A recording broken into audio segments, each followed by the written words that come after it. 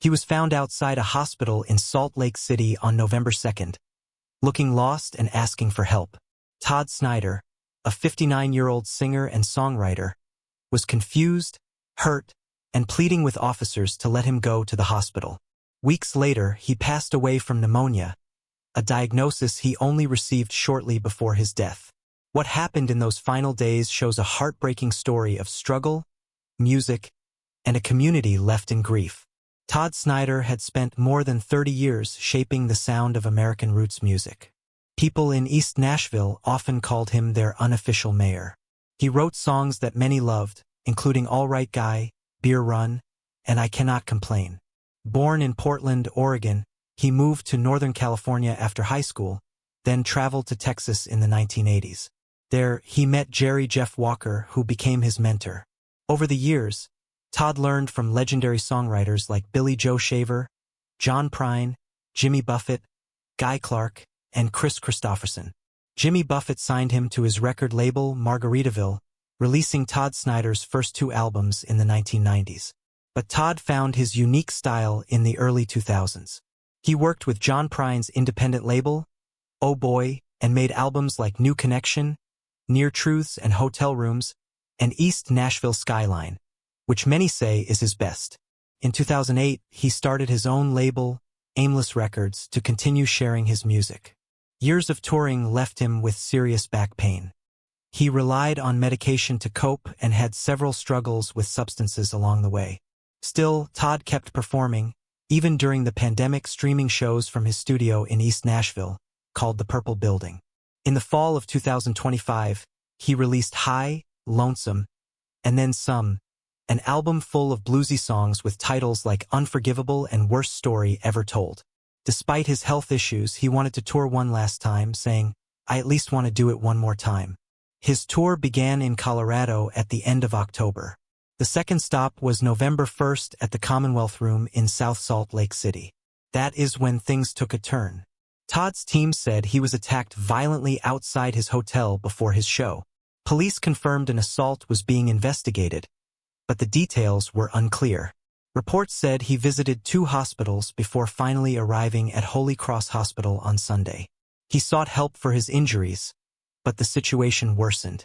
Todd was discharged, returned, and a confrontation with hospital staff followed.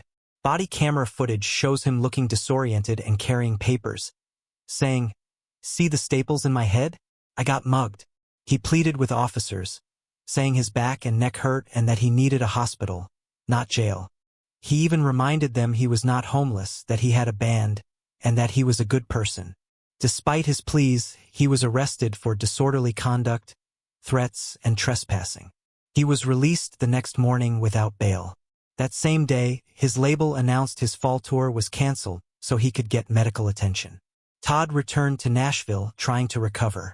Less than a day later, friends and family revealed he was hospitalized in Hendersonville, Tennessee, struggling to breathe. He was diagnosed with walking pneumonia.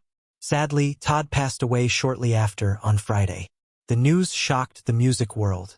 His label called him a folk hero and storyteller, someone who always found humor and tenderness in life.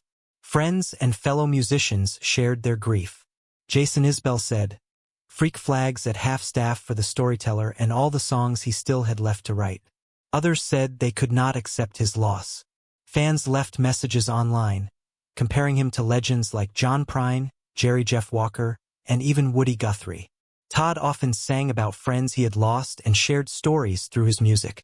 His final album reflected this, touching on life's challenges and personal experiences. He was known for being open and vulnerable in his songs, something that made people feel connected to him. His music was not just entertainment.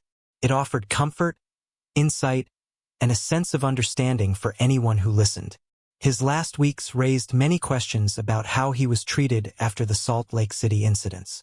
Footage of him asking for medical help, then being arrested, left people concerned. Details about the alleged assault remain unclear, and the connection between these events and his pneumonia has sparked discussion in the music community. Todd Snider's career showed a dedication to honesty and storytelling.